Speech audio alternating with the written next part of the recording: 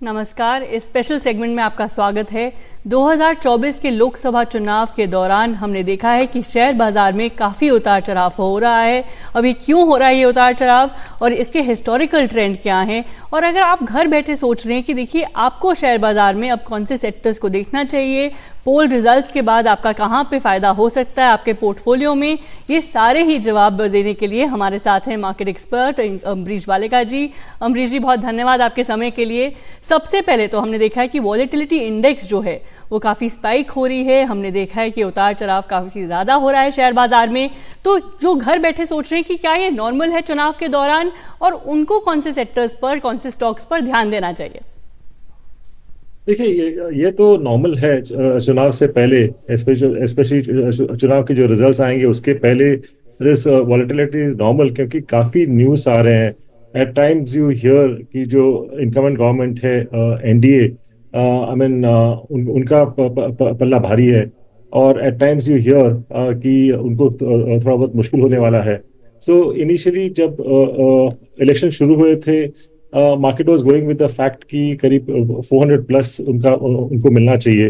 पर अभी जो लेटेस्ट आ रहा है, at least the rumours on the street, कि it could be closer to about 320 330। तो ये थोड़ा थोड़ा बहुत डिसअपॉइंटमेंट है मार्केट के लिए। इसीलिए हम लोग देख रहे हैं कि वॉलेटिलिटी है, मार्केट्स करेक्ट किए ऊपर के लेवल से। But then elections being elections, किसी को पता होता नहीं कि एग्जैक्ट रिजल्ट्स क्या होगा। तो फोर्थ को जब रिजल्ट्स आएंगे उसके बाद ही जो मेजर रिएक्शन आएगा उसके बाद ही आएगा। जी बिल्कुल। और चुनाव के दौरान जैसे कि आपने कहा कि बहुत ही अनसर्टेन माहौल रहता है, तो जो लोग ये सोच रहे हैं कि क्या समय आ गया है कि वो अलग अलग सेक्टर में निवेश करें ताकि उनको बेहतर रिटर्न्स मिले, आप उनको क्या कहना चाहेंगे? मैं तो बोलूंगा इस समय थोड़ा वेट करना चाहिए, क्योंकि और भी करीब 25 दिन बाकी है रिजल्ट्स के लिए। I think one should wait for the results.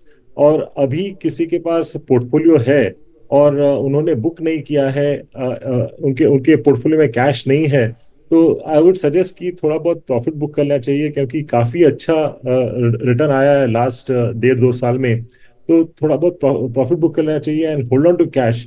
क्योंकि यदि रिजल्ट्स आते हैं which may not be favourable to the market, तो शायद हम लोग काफी अच्छा करेक्शन देख पाए।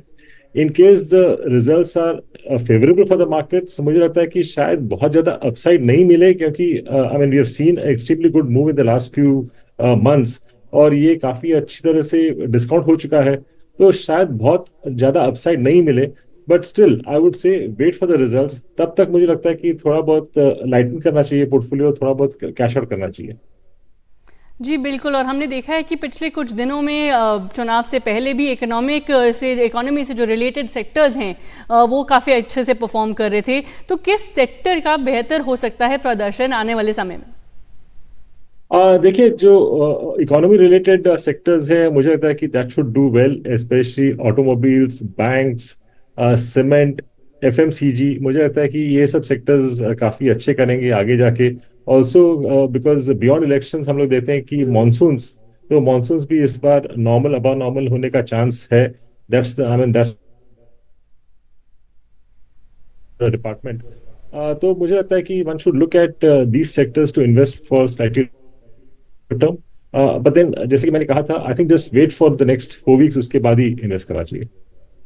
Wait for the next 4 weeks. और जो लोग ये सोच रहे हैं कि देखिए आज अक्षय तृतीया है, सोने की मांग और सोने की डिमांड में भी हमने जो देखा है कि रिकॉर्ड हाइज देखे हैं, और देखा है कि देखिए वर्ल्ड गोल्ड काउंसिल के मुताबिक भी देखिए कि गोल्ड डिमांड जो है वो भारत में बढ़ती ही जा रही है। तो क्या समय आ गया है कि खाली इक्विटीज को छोड़कर हम दूसरे एसेट क्लासेस को भी देखें?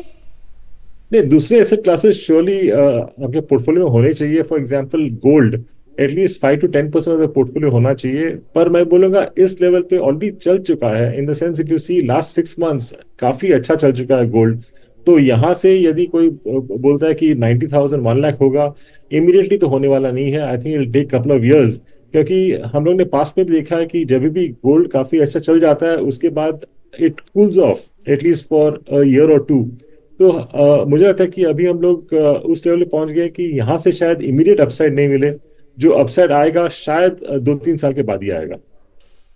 जी बिल्कुल, बहुत धन्यवाद आपके समय के लिए और हमारे दर्शकों को ये समझाने के लिए देखिए कि अलग अलग सेक्टर में निवेश करना चाहिए, वो बेहतर है। लॉन्ग टर्म विजन ज़रूर रखनी चाहिए, अपने कंसल्टेंट से बात करनी चाहिए और पोल्स के रिजल्ट का वेट करना चाहिए।